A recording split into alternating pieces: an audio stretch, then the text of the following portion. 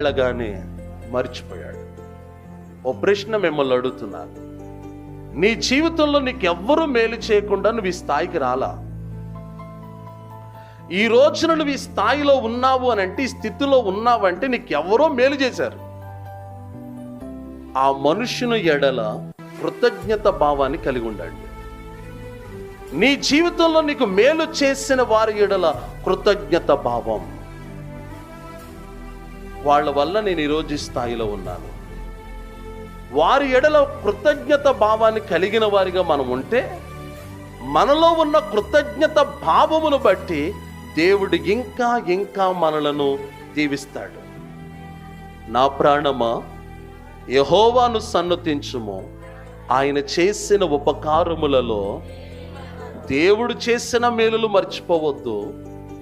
నీ ఎడల నీ మంచు కోరి ఎవరైతే నీకు మేలు